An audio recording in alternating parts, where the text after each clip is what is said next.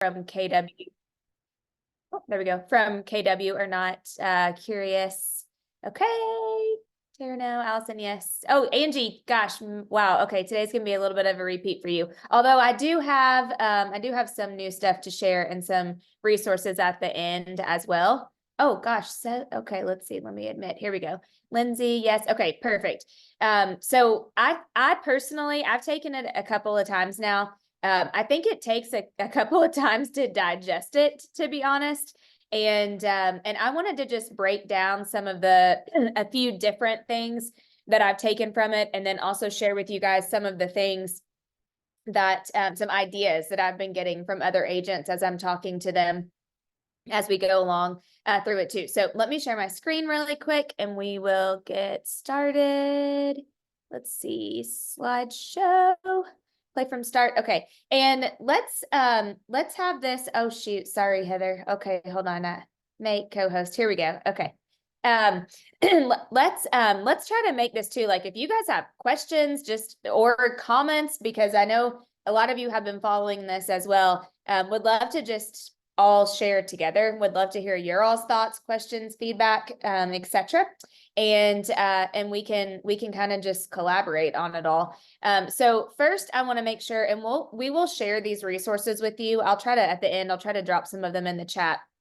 This is a really great one-pager that KWU put out on just the NAR settlement simplified. I know my offices, we've emailed this to you, I think maybe a couple times. If you don't have it, again, I'm happy to get it to you. But just to start, the settlement has not been approved. However, you guys, I do think that it likely will be approved. So I think we just need to start planning for that. And also in some markets, a lot of what they're saying, it's already been that way. I know we kind of talked about that too. In Washington, I think they already are doing it. There's a couple of other states where they're already practicing this way. So just know NAR is still working through the changes. I know a lot of MLSs, a lot of boards are already starting to formulate forms and different things like that. So, and then another thing, just to keep you guys in the loop for some of you that haven't been, the whole buyer representation agreement, you know, in certain places we should have been using those all along. In others, maybe you haven't. I'm not naive enough to know that even some of our Kentucky agents, where it is required, are just getting it signed at the closing table so that they can get paid on time instead of at the beginning. They've been very, very, very clear that moving forward in the beginning, at your first communication with a buyer, it will have to be signed. And so I'm going to walk through a little bit of that. But I'll upload this towards the end in the chat. Another quick just disclaimer, this is from the Value Squared course. So I just put this in here. Just remember, everybody needs to make sure that they're always sharing and understanding that commissions are not set by law or practice, and they have always been fully negotiable, and nothing has changed when it comes to that. And so offers of cooperative compensation are fully negotiable and not required by law or practice. So just make sure you're reading that. I'll send this out for you guys too, for those of you that want that. Okay, this to me, like everybody should just take a screenshot of this if you don't already have it, if you don't have the slides. So Gary, Jay and Jason shared that Gary really wrote this, and that he spent a lot of time on this. And I think this is probably one of the best things. Like I'm in the process today. I'm actually having a few of these slides printed and laminated at Staples. You guys know I'm laminate freak. But value is at the heart of all businesses because all businesses are an exchange of value. You determine the value that you provide, and your clients determine how valuable it is to them. The goal of this material is to help you understand how important value is and how you can build your business around it. And, you know, for me, like this is it could not be more true. And I was trying to think yesterday of just other businesses that provide value, you know, versus maybe ones that don't, that I use. And the ones that really provide value. So this was the best example I could think of. And I wish Adam was on because he could talk a lot more intelligently about this than I can. But Adam and I, unfortunately, pay a lot of money for health insurance that we never use. We only use it, and we only have it in case, God forbid, there were some sort of emergency or big ordeal that we need it for. And so, actually, recently we had a financial advisor tell us that we need to go back and reevaluate our health insurance because of what we were paying, because we could get our monthly down if we just took a higher what's it called, deductible, so which we would be blessed to do. So we're actually renegotiating that right now because we don't even use our health insurance. So we're like, we'd rather have a $15,000 deductible and have the lower monthly payment than what we had. But the reason we don't is because we are a member of a concierge doctor in Charleston called Better Life Carolinas. And they're more of a preventative functional medicine doctor. Some of you have heard Dr. Barber, Dr. Ryan speak at some of our events, and they are very preventative. And it's not cheap. I'll just share with you, it is not cheap. However, Adam and I, and we have referred so many people to them. Like, we laugh because every time we go in there, they're like, your friend so-and-so just signed up, or your other friends came, like all your friends are at our practice.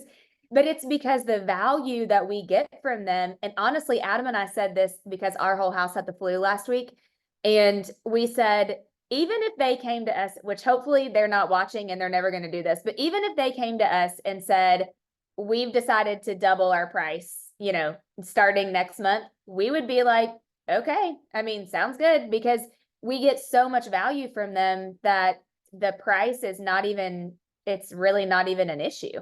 And so if you think about that, I want to challenge you guys before we get into this to just think about other businesses maybe that you work with. Maybe it's where you get your hair done. Maybe it's where you go to the gym. Maybe it's your trainer, whatever it is. Who are some of the other businesses that you work with? Because when you start thinking about this too, then you also think of ones that you don't get value from. But really, the reality is you determine the value that you're going to provide as a realtor, and your clients are going to determine how valuable it is to them. And so the one thing that he said, that Gary said on this that I really liked, is that your clients should know your value so much so that there are no questions. Like, there are zero questions because they know the value that you provide. And he said, in the past, we have not been artful or masterful about making sure that people understand exactly what realtors do and how they get paid. If people don't find value in the value that you give, then, that's a problem. And so you've got to really be able to put out there what your value is. So again, I know some of you have taken the class, have seen these. I just want to go kind of a deeper level and share with you the notes that I took and some of the takeaways that I'm seeing. So this is the law of value. And the reason they called the course Value Squared is because of this sentence in red. The law of value says that the value that you give determines the value that you get. And so the challenge for all businesses is that they must explain and demonstrate the value that they will give so well that people agree to their price before they experience it. And I want you to write down those words, before they experience it, or underline it or circle it if you have this slide, or whatever you need to do. Because if you think about it, when we're going on a listing appointment as a realtor, we're getting them to agree to our price before unless they're a past client, okay, maybe. But we're getting them to agree to that price before they're actually experiencing the service and the value that we're giving them. And this is where he said we weren't communicating and demonstrating this in the past, maybe as effectively as we could have.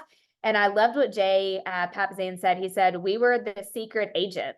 For a lot of us, it was, we know how much stuff we do. And I'm going to give you guys a list at the end. I've shared it before, but I'm going to share it again. We know all the stuff we do. The problem is that a lot of us have been secret agents, meaning that it was everything in the background that we did and that we do for our clients. But we might not even have been, communicating that to them or showing that to them. So when you go through and look at the list of, Heather, are you admitting people, or can I think maybe so. I don't know. Mine keeps popping up. I'm trying to hit yes. Hopefully you guys can see that. It's like kind of jacking up my screen for some reason. Okay, there we go. Now it's gone. What was I saying? Oh yeah, we've been secret agents because we're doing all this stuff in the background. but we actually aren't showing the clients all that we're doing. So then when they aren't seeing all of those things, they could come to question, right? So there's 3 ways that real estate agents present and deliver their value. They establish trust, they provide fiduciary representation, which we are going to hear and see a lot more about fiduciary representation than we have in the past. And then they deliver core services with a positive, memorable client experience that also will surprise and delight. And I'm not going to go as deep in that one today, but we will hit that one maybe on the next one. But I do want to talk about trust. And so there's 2 parts of this. And actually, before we go, let's just stick with this one first. So the thing I want you to take away from this is that this, and this is going to be really important moving forward, they called this a sandwich, meaning at the top, I know, Angie, if you'll remember that, establish and build trust. So the very first thing that you have to do is demonstrate knowledge, skill, and experience. And many of you, if you have been on the NAR slides, the family reunion recap session, all of those I've shared the percentages of what the top things of what buyers and sellers wanted, according to everyone who bought or sold last year in 2023. And knowledge, skill, and experience was right up there at the top on both buyers and both seller sides. So that's at the very top. Then in the middle, you have what we do, how we do it, and the extras that we provide. So your core services are what you do. How we do it is how you deliver on it. And then the surprise and delight are the extras that you provide. And then all of that underneath is the provide fiduciary representation. Represent the client's best interest at all time. And they actually gave a really good example of this. And Sarah, my partner on our team, she just experienced this, and I'll share that with you as an example. But here's what he said about the sandwich. If at any point you miss the top or the bottom of this, then nothing in the middle matters. So you have to have the top and you have to have the bottom, meaning you have to establish and build trust. They have to understand that you have the knowledge, the skill, and the experience. And they have to know that you are their fiduciary. You're going to represent their best interests at all times. If one of those is missing or broken, then it doesn't really matter what you do or how you do it, or the extras that you provide, I guess, if you want to say, because if the trust is broken, or if the fiduciary is not there, it's not going to matter. So this is what Gary has called the circle of trust. And actually, I laughed when I saw this because I've shared this with you guys before, but it was a triangle. And some of you will remember that it was the triangle of trust, and there were only 3. He has added dependability and changed the triangle from a triangle to a circle, which I think is great. But at the top, it all starts with empathy, and that's the understanding and caring and having authenticity. And we talk about this a lot. A lot of you guys know authenticity is a core value of mine, and it's really, really important to me. And he just point blank said, people just want to know that you're sincere, and that you care about the outcomes that they care about. And so when you're working with buyers and sellers or investors, whoever the client may be, the bottom line is that they want to know that you have empathy and that you care about the outcomes that they care about. On competency on the right, that's the knowledge, skills, and experience part. So in order for them to trust you, they know you're authentic, they know you care about what they care about. Now they have to know that you're competent enough to do it. And that's where, Gary actually, I think, or no, maybe it was Jason that said this, passing a real estate exam doesn't make you competent, right? You have to demonstrate it. I mean, you have to show that you have the knowledge, the skills, and the experience. And you guys, it's interesting because it's actually, I just had this conversation with Linda McKissick. We were recording a podcast episode right before this on multiple streams of income. It'll come out next Tuesday, by the way. And Linda dropped like so many good nuggets. I was actually taking so many notes on that. So you'll have to watch for that. But the reason why we did that is because right now it's kind of sad, but I am seeing some people, agents who've been in the business a while, either, here goes Frankie, either question, do they want to keep doing this? Hold on, let me grab him. Do they want to keep doing this, or knowing that it's, going to be harder, the competition is going to be, a little bit more, and you have to really, we've moved from that speed-based market to the skill-based market. And so if you don't have the skills and you're not willing to learn the skills, you are going to be passed by. Stephanie, I'm ready to bartend on the beach this week. Yeah, I know. I'm sure several of you are feeling that way too. But you know what Linda said, and this is so true. I was so glad that she said this. She said it happens in every industry. Like there comes a point in every industry where your industry is attacked, or things happen, and you have a high part, and then you have a low part, and like I was even thinking when we were in Nashville a few weeks ago, we heard Kane. Shoot, I can't think of his last name, but he's one of the top AI instructors in the world right now. And Diana brought him to the event. Tony Robbins just had him train his people. Kane, shoot, if anybody was in Nashville and you remember his name, will you put it in the chat? I can't think of it. It'll come to me. But he was sharing how many jobs are actually going to disappear because of AI. I mean, it's scary. And so what Linda and I were saying is you just really don't know. So when something could happen to yours. So the bottom line is you have to work on your skill. And then transparency. This one, is just what it says. And Gary said, we can all always be better at transparency. He said, this is probably one of the ones where maybe in the past, we as realtors haven't done a great job, or we haven't done as good as what we could do. He said, did we clearly state things as well as we could have? And he said, I loved Jay was giving an example of some agents who said that they've just been asking people, hey, do you actually know how I get paid? And he said most, as a realtor, and he said most of the time they've said no, they really don't know, like buyers specifically. And so he said, what you do when you ask that question is you've invited them to have an open conversation, and then you can be more transparent. Yes, Angie, I totally agree. Other commission-based jobs will be hit next. Yeah. I think, just thinking about other jobs and stuff like that. I mean, if ours is getting hit, I guaranteed, attorney, I mean, there's going to be others right behind us. So totally agree. We're in that, it's sad to me, but we're in that phase right now where it's like these attorneys can get together and just, I mean, oh my gosh, it should be illegal. Honestly, they shouldn't be able to do that, but I don't know. I'm not president, thankfully. So let somebody else worry about that. But yes, I totally agree. And then you move over to dependability. And that's when promises are kept, expectations are met, and you're maintaining confidentiality. But here's the thing about the circle of trust that I really was my biggest takeaway that I wanted to make sure you guys got. Here's what he said. You can fumble the ball at any point, but you have to be willing to get it back and get it back fast. So, oh gosh, Stephanie, I don't know. So if you drop the ball on one of these, or you fumble the ball, or whatever the sports analogy is, you have to be able to get it back really fast, because when there's a piece of the trust that's broken, everything else kind of can start to fall apart at that point. So this is one of the sheets that I'm having laminated today, and I would highly recommend that you guys do too, because this was the best idea. I got like I got a ton of good ideas, but 3 or 4 things that like everybody should implement. To me, this is number 1. So jot this down. I believe everyone should print out this sheet, laminate this sheet. If you don't have these slides, like we'll send them to you, just and I'll drop them in the chat at the end.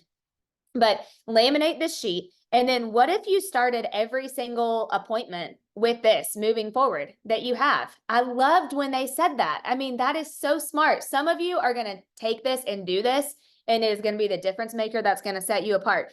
He said, start every single conversation at every appointment that you have now moving forward, and go over this with your clients very first thing, because here's the deal. It immediately puts you in a different relationship. You aren't selling anymore. You're starting as a teacher. And you're giving them information, you're bringing them value, you're setting an expectation, you're starting as a teacher, and then listing the house comes easy. Talking about commission comes easy. Like all of that is second. So action item number 1, for those of you that are implementors, that are going to be the ones that at the end he talks about, what he say, becoming irreplaceable. Have this sheet laminated with you. Some of you probably still have the one. Oh, there you go. The last one that I told you guys to laminate, I know many of you did, and which you still should have it, but it's the interest rates over the last, 30 years, 40 years, something like that, because it gives perspective to people. This gives perspective to people also. And so I would really, really encourage you to do that, number 1. So next, here is how trust is lost. And I really liked this part also. How trust is lost. Fail to show empathy and your client will question your sincerity. I highlighted like sincerity, expertise, ethics, and integrity because it's basically the counterpart to these other words. Fail to deliver on competency, meaning you don't know, what you're doing or have the skills, and your client will question your expertise. Fail to provide transparency and they'll question your ethics, and fail to ensure dependability and they'll question your integrity. He said, when you fail to set expectations, you're setting yourself up to lose trust. And when trust is lost, so is your reputation. And then your reviews, your ratings, your referrals, all those things that we know. There's two things that I want you to write down on this part that you may or may not have gotten before that I think are really good. Jason said the two most important sentences in real estate moving forward, especially post July with these changes, are going to be these two sentences. Here's the first one to write down. Here's what happens next. He said, we have to get better than we ever have before at telling our clients, here's what happens next. Like, okay, you've signed the listing paperwork. Here's what's going to happen next. The photographer's coming on this day, the cleaning person's coming, then the stager comes. And then after that happens, hey, we just got the pictures done. Here's what happened next. We'll get them back and forth. Like, we've got to get psycho at telling our people, here's what happens next. And then the second sentence is, here's what you can expect from me. And the reason is because exactly this first sentence, when you fail to set expectations, you're setting yourself up to lose trust. And I think all of us, myself included, can get a lot better at setting expectations. Half the time it's because we run so fast that we don't even take the time to set the expectations. But those are the two things moving forward that we're going to have to get really, really, really great at, is communicating what's happening next and what they can expect from us. And then here's what he said at the end that I thought was really good. People will not refer people that they don't trust. Bottom line. And if you remember, and Linda and I just talked about this too, what was it? 80, I think this is going to be close, but if I'm like 1% off, then you guys won't know the difference anyway, probably. 83% of buyers would have used their same agent again. And last year, only 11% did, you guys. So that they want to, but only 11% did. And the reason of that is because they either, forgot who they were, didn't follow up with them, they didn't trust them. I mean, there's tons of reasons, but we know that they aren't going to refer you and they aren't going to use you again if they don't trust you. He said, it doesn't matter how great the experiences that you provide to them are. If they lose trust, it's over. And if you think about it, that's, kind of in any relationship. So the trust with sellers, a couple of things I wanted to point out on this. Some of you I know have seen this, but the 8 moments where trust is built or lost when you're making the first contact, which is why laminating that circle of trust and making that your first point of conversation would be just super smart and impactful. When you're presenting value, reaching agreement, setting expectations, when you're educating around key milestones in the process, when you're executing your marketing plan. Number 5, when you're providing ongoing communication and feedback. This one I want to pause on because many of you will totally know this. And yes, I definitely will give you guys all the slides for sure. Many of you will know this. The number 1 complaint from every person about their last realtor that they didn't use is that they didn't feel the communication was great. It's the number 1 complaint across the board of why someone decides to use a different agent. It's because they didn't feel the communication was great. So this is such a big area of opportunity for us. And then with that, on the feedback, they were talking about examples of feedback. And actually in our Kentucky office, excuse me, in the Richmond office, they did a great job at this. I know we've tried to implement it a couple times, but they gave the example of the caravans. Like everybody used to do caravans. In Richmond, we called them Tuesday tours. And it was when all the agents got together, they put 3 or 4 of them on at a time. And I would love for you guys, especially our offices, to like get this back going again. And then they all went, they toured them, and then they had feedback cards. And it was a great way to give feedback to the sellers. And it wasn't just coming from the agent. It was like, hey, here's the top, 10 of the top best agents in our office. And we brought them through and here's the feedback that they're giving. Some of you guys could just even put together a little group and go do that. Gary believes that that's going to be really important moving forward, is continuing to give more feedback. It's also built or lost when you're negotiating contracts, when you're in the due diligence period, and when you're closing the transaction. So the purpose of this is there's several times where you can either build upon the trust, or it like a little bit can slip away, a little bit can slip away, a little bit can slip away. And here it is, same with buyers, very similar. But there was one thing on this part. I don't know if they shared this on the ones that you guys were on, but I was blown away by this. And for me, this was like, I was like, okay, this is where our agents are going to struggle. And it was when he said that Gary could bust out a TI-83 calculator, if any of you will know and remember what that is. And he would ask the buyers or the clients about their debt, about their income, about how much, how much money they make, how much credit card debt do they have, all the things. And he would basically say, okay, like you're going to be qualified for about X amount to be able to buy. Like he was pre-qualifying them in their appointment. And they believe that we're going to have to get so good that we can do that. I'm going to be totally honest. I never did that. I don't think I could do that. I'll have to get some serious training on that.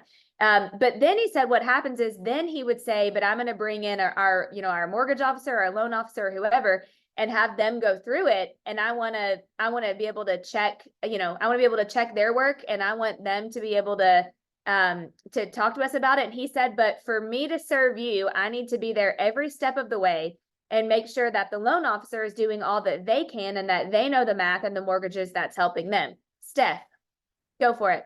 This is how I set myself apart, because I was a loan officer prior to becoming a realtor. And I do this with my clients. I help them with their budgets. I do all of this. And if they've ever worked with someone before, this is one of the ways, this is my value that other people can't add. Do you have a TI-83 calculator? No, because now we have mortgage calculators, but back in the day, I probably did. And I do know how to qualify people. And I think it's a great idea that people be on the phone. Yeah. Especially when they're not using your lender, so that if they say something that's not right, you can guide your client. Do you ever have, I'm so glad you're sharing this. I just want to ask you a question. Do you ever have a time where they're like, act like they're maybe not comfortable with sharing that information with you? Yeah, and I don't pressure them, but Yeah. my people, the way I build rapport is that I'm your right hand through this whole thing. Yep. Whoops. And that I have the experience and the knowledge and the capability to do this part. And that I want you to verify everything with your mortgage person. And you can ask me anything, whether it's the mortgage or the home inspection. And if I don't know, I'll find out, but I'm there to guide you, and we're not a separate thing. Yeah. I'm so glad you're saying that too, because one of the big takeaways that I got, and I know this gets kind of wonky, you guys, because some people are like, I don't attend closings. It's a waste of time. There's no need for me to be there. Or I don't attend the final walkthrough or or it's a liability for me. They said, absolutely, you better be at every single one of those things, because the minute that you're not is the minute that you could lose trust. I love Chris. I never miss a closing. I've never missed a close. Maybe if I was on vacation, but I would have like Steph or somebody go for me. Yeah. Chris said I've missed 4 my entire life. Listen, if you miss one of those steps and they go to sell their house and I've met them, you've lost them, because I'm not going to miss those steps. Yeah, it's so true. Yeah. Oh, Yeah. Jennifer said, especially Cody is exactly right, especially first timers, 100%. Jennifer said, I always ask in buyer consult, what do you want your monthly payment to be, not what you're pre-approved for. Okay, yep. Then I show them a house they like and take the mortgage calculator. Good job. And show them what the numbers are. Also tell them I'm not a lender and it's an estimate. So smart. Yeah. So good. I love that. So an aha from this. Oh, yep. Tanja, in Indiana, it's required a licensed broker attend the closing. There you go. We've got a broker on. Yep, I love it. And some of you guys, some other states, it actually really may be. Oh, good. Daniel does the same. 2 for research. Closing day is a celebration, yeah, and a chance to solidify your job well done as well. Yes, totally agree, Chris. I totally. Also, just a tip: if the cross agent doesn't come, if you're representing the buyer seller and they don't come, that's your opportunity to show them that they should have been there. And the next time you add them to your database, they'll be your client.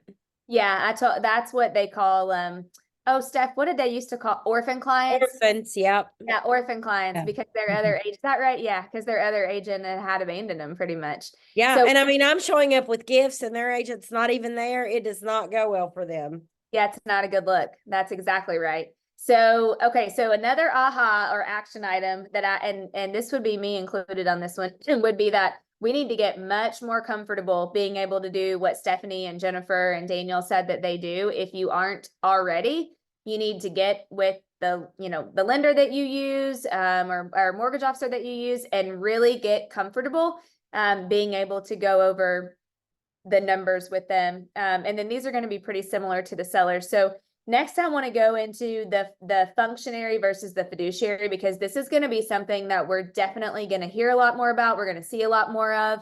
And I'm so proud of you guys that are on this, because I think it's definitely going to pay off. Here's what he said on this. A functionary is someone who simply does tasks for a client. A fiduciary is one who not only does the task, but is also in a high trust relationship with their client. They feel totally responsible for the outcome. They put their client's interest above their own and treat all client information as confidential.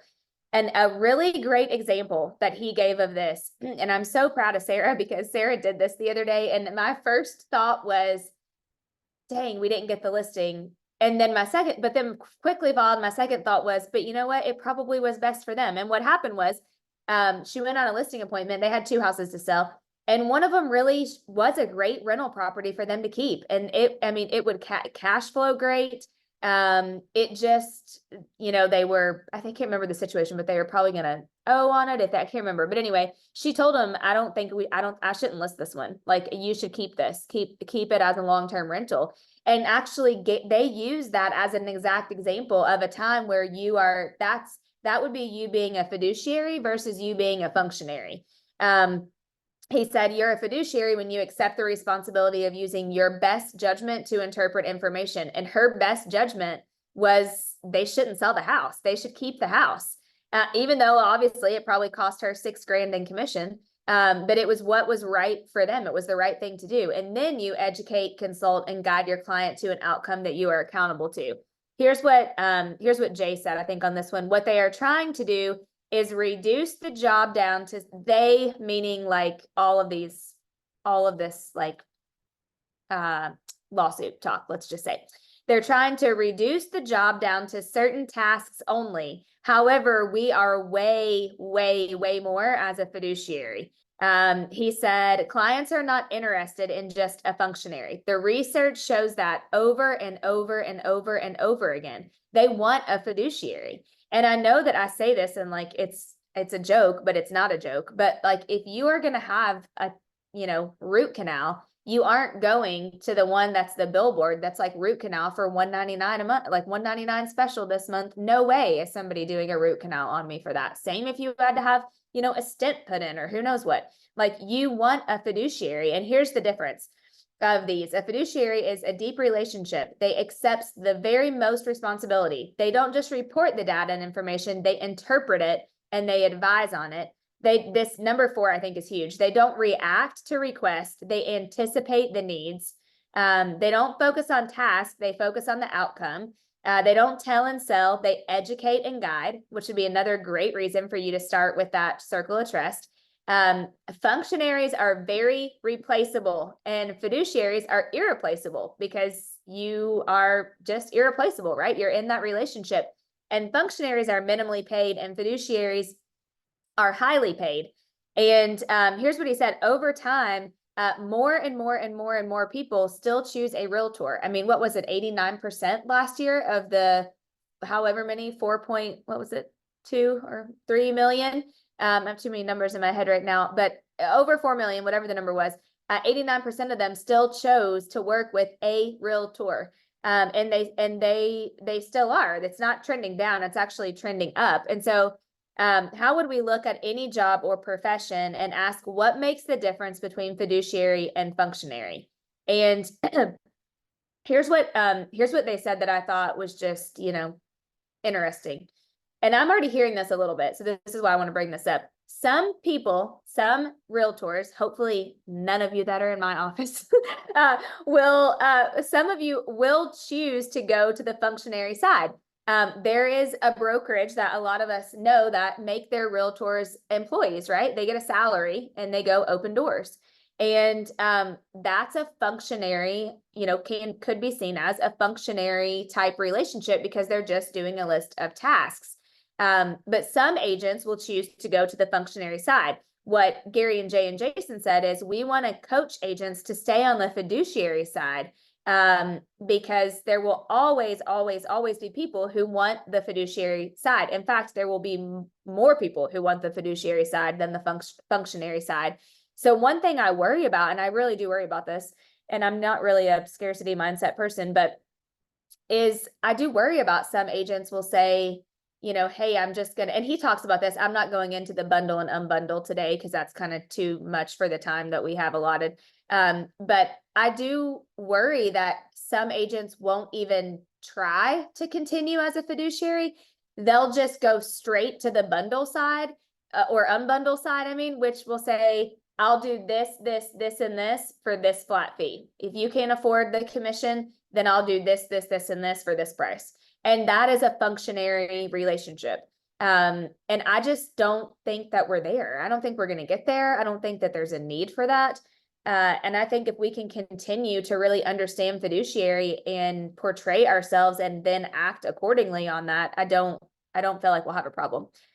This is the second thing that I would really suggest that you guys take when I give you these, or screenshot it or whatever, and print this out and have it in your planner, keep it with you, hang it up in your office. Because this is the bottom line with sellers. They want to net the most amount of money with the fewest amount of hassles in the least amount of time. Told over and over and over again, that is what sellers want. Period. The end. Is it great for you to give them all of the extra things? Yes. And we can talk about that in part 2 of this. But the very bottom line is they want to net the most amount of money with the fewest amount of hassles and in the least amount of time. It's what sellers want. It's the bottom line. So Gary suggests we need to measure every single thing that you are doing needs to be measured against this slide, just against this image. Measure it against these 3 things. If you're doing this, is it to help them get the most amount of money with the fewest amount of hassles in the least amount of time? This is what Jason Abrams called your true north. So for those of you that are really heavy listing agents, we have a lot of you on. This is the true north for you to measure everything else against. So one piece of homework or action item would be to check all the things, all the touch points that you're doing with sellers, and see if they check all these 3 boxes, measure them up against each other. And then he said, you want to build your MOFRs around these 3 things. MOFRs are make offer for immediate response, or you want to build your, how great would it be? Some of you will do this. Chris Hutchinson, he implements everything the fastest. Usually he's the winner, but some of you will take this and turn this into your marketing and advertise that your goal is to help sellers get the most amount of money with the fewest amount of hassles in the least amount of time. And that'll be what you'll do moving forward. And it will get you business. Stephanie, Stephanie's going to try to beat you to it. But this is what it needs to be measured against. This has to be your true north. So this needs to be point number 2 that you print out. I want to talk a little bit about cooperative compensation, and let me see my notes on this because I kind of skipped through all the bundling and unbundling stuff. Okay. The premise of cooperative compensation is an agreement between a listing broker and a seller to incentivize cooperating brokers to write offers and to reward an accepted offer on a property. If offered, cooperative compensation will be paid by either the listing broker or the seller. Cooperative compensation is not required by law or practice or by KWRI. It must be openly discussed with the seller and approved in writing before it is offered. If approved, the amount of the offer is fully negotiable. So the reason why I put this in here is because I just want to make sure that everybody understands the decision maker is always the seller, and it always has been. So first and foremost, if you are a listing agent and you are going on listing appointments and you're holding strong to your value, what you provide, what you charge, because you believe that it's best to offer cooperative compensation, the decision maker is first and foremost the seller. Moving forward, should they say, yes, I agree to your listing commission at X price, and I know almost all of you know this by now, but in case there's somebody who has been under a rock, I just want to make sure and tell you, it just means that you cannot put it on the MLS anymore. So no MLS will be able to have the little field that says blank to the, cooperative commission to the buyer's agent or whatever it says.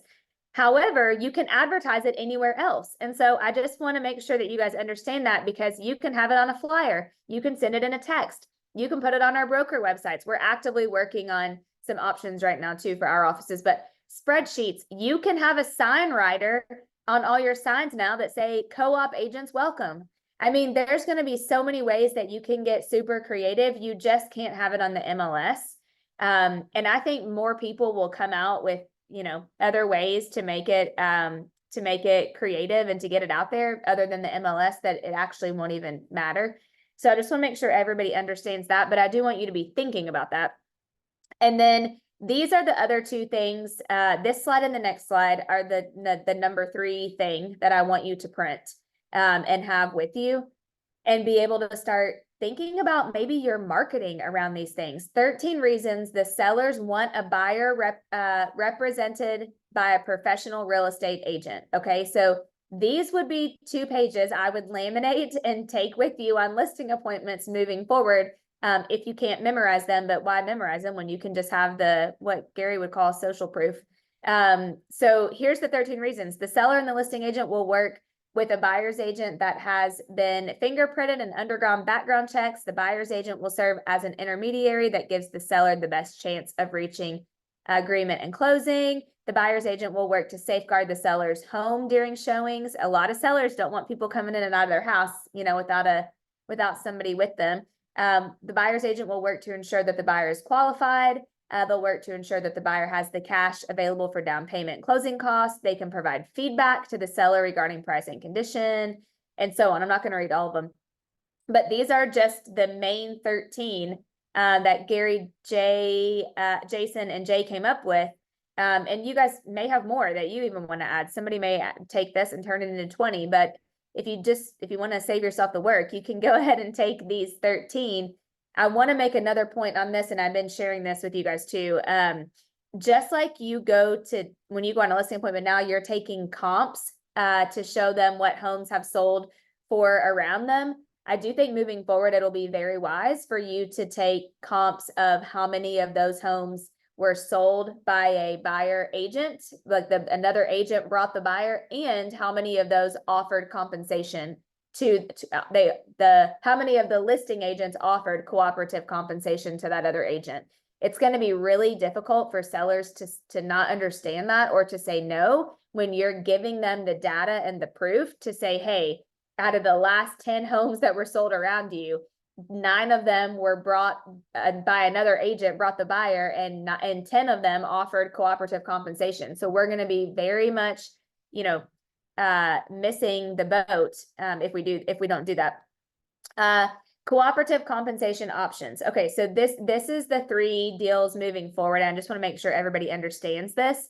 And really the important thing to understand is down here at the bottom, but there's going to be 3 fundamental choices for sellers. Number 1, they're going to authorize it, meaning they're going to say, yes, I'm paying you X% commission, and yes, I authorize you to offer cooperative compensation. Number 2, they're going to say, I don't authorize it, but I will be willing to consider it. Number 3, I do not authorize it, and I don't consider it. Like, I'm not paying it, period. The thing that I want you to think about here, and just make note where it says agents must disclose and state conspicuous language in their listing agreements that broker commissions and offers of cooperative compensation are not set by law and fully negotiable. So moving forward, whatever we have, we'll have to say, if it doesn't already, depending on what state you're in, that's fully negotiable. So if they say, yes, I authorize you to offer cooperative compensation. Okay, let's just say that they say yes. Hold on, Karen. How will we know in the future when cooperative compensation was paid to the buyer, brokerages, and closed transactions?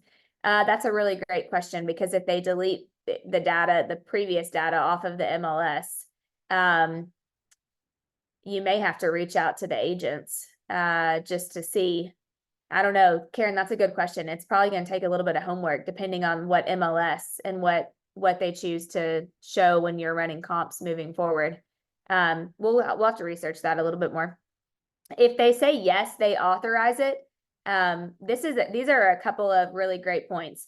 And you could use this too with your sellers. If they say yes, it's because they understand that they want to generate the widest pool of buyers to bring the best price and terms with the least amount of hassle. It's estimated as much as 40% of the market would be challenged to pay the buyer's agent out of pocket. That is a recent stat by KW Research Team, I believe. Oopsie. So about 40% of the market would not be able to pay the buyer's agent out of pocket right now. That's a pretty big deal. And then not to mention, I know we talked about first-time home buyers would be challenged, but not to mention anyone using a VA loan would currently be denied that option. So that's going to be a big point as well. If they pick number 2 and say, in the HE, the public does not see the field. Yep, so it may be permitted. I believe our MLS may create a new field, seller concession field. Tim, yep, that would be great if they did create a new field. Yep, everybody read what Tim wrote. That's really good. Thank you, Tim. If they say number 2, cooperative compensation, I don't authorize it, but I would be willing to consider it in an offer. Basically, what that means is exactly what it says. I'm going to keep my options open. I may pay it. I may not pay it. It totally just depends. So that additionally, I accept the potential risks if they don't have representation of encountering more hassles and more delays. These are things that I would show them, like, hey, if this is what could potentially happen.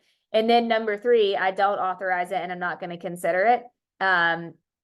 And this, Jay gave a really good example of this, and I don't remember it exactly, but he said something about sometimes, you know, in very rare scenarios, this one may be okay. But for the most part, they understand that they're accepting the potential risk and they're exposing themselves to a smaller pool of buyers because a buyer who needs it may not make an offer. They accept the potential risks, etc. And the story that Jay told actually yesterday when I rewatched was he was with his dad or something, and they were at this really big restaurant with some people, this expensive restaurant, and somebody came in and said something like, what's the price, or what are the prices? There's no price on the menu. And Jay's dad said, if you have to ask what the price is, then you shouldn't be eating in this restaurant to begin with. And so he said a lot of times that will kind of go a little bit with this one, because there may be a really small percentage of people that it would apply to, but for the most part, no. Let me see what Cindy said. What if they ask if we can represent buyers too in order to keep the commission lower? I always explain to sellers it to their benefit to have us work with the buyer agent in order to get them the best possible price. I don't like representing both parties and do not want to work for the buyer for free. Yes, you're exactly right. Cindy, just remember, anybody who doesn't receive a commission is not covered on their E&O. We've talked about that multiple times. How do we tell a buyer's agent who calls to show our listing that the seller will consider paying a commission? So that'll have to be negotiated out every time. So when a buyer's agent calls, they'll say, are you offering cooperative commission? And you'll either say yes or no. The buyer's agent isn't going to want to write an offer without knowing if they'll get paid. Yeah, so Cindy, what'll happen is when every buyer's agent is working with a buyer up front, they'll have to have a buyer representation signed saying that the buyer is going to pay them if the seller isn't going to pay them or the buyer is not going to pay them. So the buyer's agent should know up front one way or the other that they're going to get paid. If the buyer says, no, I can't cover you, if the seller doesn't, then the buyer's agent would have to be willing to work with that person, knowing that they could not get paid if they don't buy a house that is offering cooperative commission, to have the buyer pay them if the seller isn't paying them. I believe that the forms will say something, Cindy, like, this is what the buyer agrees to pay agent should the home that they purchase, not be paying the commission to cover it or something like that. I'm not an attorney, clearly, but it'll basically be kind of like a backup. So they'll say if the seller is not going to pay, this is what they're willing to do. But the first and best option would be that the listing agent is doing cooperative commission and the seller is authorizing it, if that makes sense. Okay, I'm almost done and I just want to get through, and then I'll see if we can go deeper on some of those questions. This is the sheet. This is like the fourth thing I want you to print. I know this is a lot, guys, so thanks for hanging in there. This is what buyers want. Buyers want you to find the right property that meets their timing needs and get it at the best price with the fewest amount of hassles. So when you're working with a buyer, just know that this is what they want. This is your North Star. Again, like we said with the sellers, this is what you're measuring everything against when you're working with the buyers. Is it the right property that meets their timing? And are you getting it for the best price with the fewest amount of hassles? This is the last kind of part of the slides that I wanted to share with you guys. And this is the becoming irreplaceable. And I just want you to, oh yeah, thank you, Heather. Perfect. I just want you to think about this, and you can screenshot this and read through it on your own. But if something is useful or needed, it's relevant. If something is relevant, it's valuable. When you consistently deliver relevance and value, Nikki, there we go. You are on the path to becoming irreplaceable. So just remember that, right? You have to stay relevant and you have to deliver value. Becoming irreplaceable is what creating clients for life is all about. This is, in fact, the driving mission of any touch program. And I just really want to challenge you guys to seriously think about, what is it that you do that makes you relevant and that is constantly delivering value to the people that you serve, that makes you irreplaceable. And it sounds kind of like harsh to think about, but what would be the difference maker of them coming, you know, seeing some sort of ad where somebody's going to list their home for, you know, I don't know, a flat fee of whatever, and them saying absolutely no way, because Angie is my realtor for life. Like, she is irreplaceable. There is no way I would even think about it. And so I just want you to think about that, because our clients, those are some of the things that they're getting pressed up against. And if they aren't now, they're going to in the future. So a couple of quick value sources, and we'll send these to you. And again, I'm going to try to drop a couple of these in the chat really fast before we're done. This, I don't remember where I got this. So I feel like it's something I've been on lately, but I couldn't put my finger on it. But here's, does anybody remember? Oh no, Sarah. Okay. Oh, Sarah is on. Yay. Yeah, it was a class or something, because I got it too, but I can't remember what it was. I cannot remember either, but I thought it was so good that it's really good for you guys to read through. And it's 88 types of turbulence, meaning when you're working with a buyer, when you're working with a seller, for the realtor, the lender, et cetera, these are the times that you could hit a bump, or you could hit a little bit of an air pocket, or anything like that. Stephanie just need, okay, yep. These are the types of little bumps that you could. So I just want you to look through these in the future on your own time, and think about where some of these maybe you didn't expect, and where could you actually think about providing more value in some of those areas, or how could you make those be, you know, not as big of a bump. Also, I have shared these a lot. NAR put out 179 ways, and then they put out 105 more ways. I know most of you have these. I'm getting ready to drop them in the chat in 2 seconds. If you don't, or we can send them to you. I would look through these and think about putting some of these in your listing presentation packets and your buyer presentation guides. If you struggle with coming up with your value proposition, there are hundreds of things that an agent does that you do that you can talk about. Last thing, I think this is the last thing really quick. And I would be remiss if I didn't share this with you guys. I've been sharing this with my top 10% one-on-ones. Open house traffic is up 53%. If you are slow right now, commit yourself to work open houses. I promise you, I am hearing stories. I did a one-on-one yesterday. Yesterday with a top 10% agent in our Columbus office.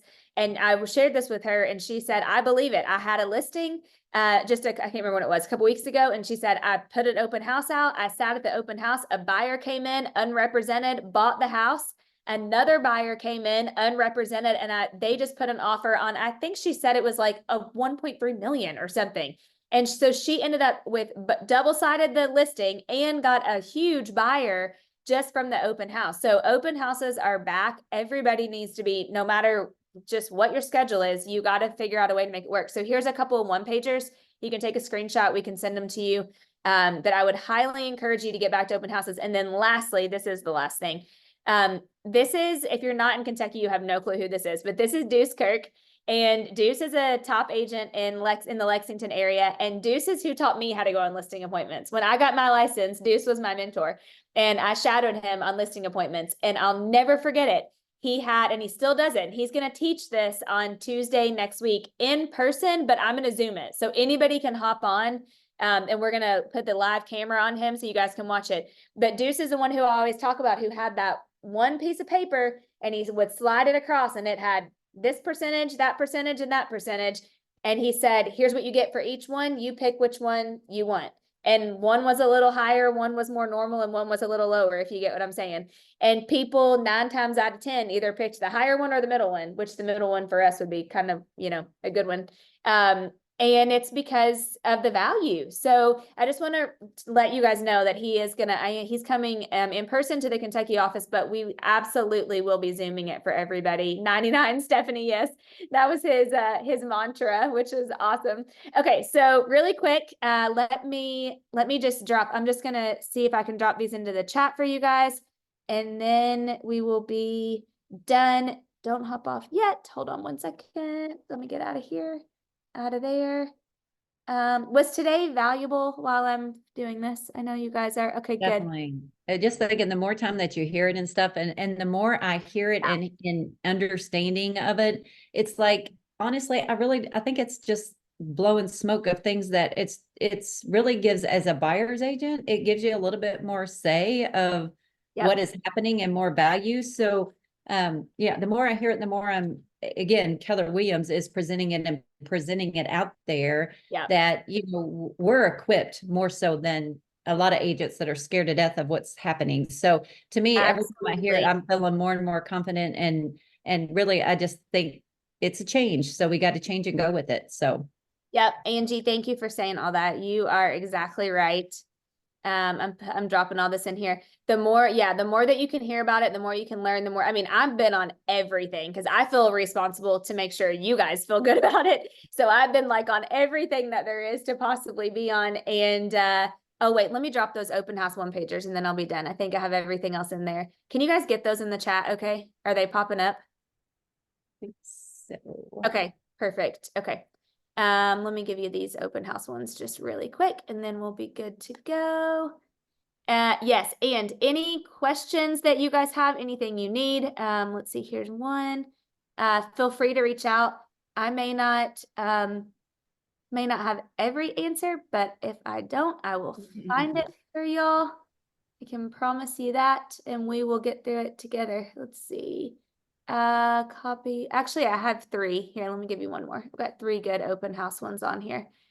These one pagers I'm like just obsessed with. There's so much great. And these one pagers all, by the way, come from I think Gary's top 100 or top 200 stuff. You remember? I can't remember. But so they're great. Priscilla, reminds me of communications 101 in college. Say it 3 or more times and it becomes more memorable. So yes, you are spot on. Yep. So true. I loved communications. Those are the classes that I did in school, by the way. Thanks, Cody. All right. Thank you guys. Thanks for investing in yourself and learning. Let me know how I can help you. We're going to do better together. Have a great rest of your week. See ya. Bye. Thanks, Dana. Thank you. Thanks for being on.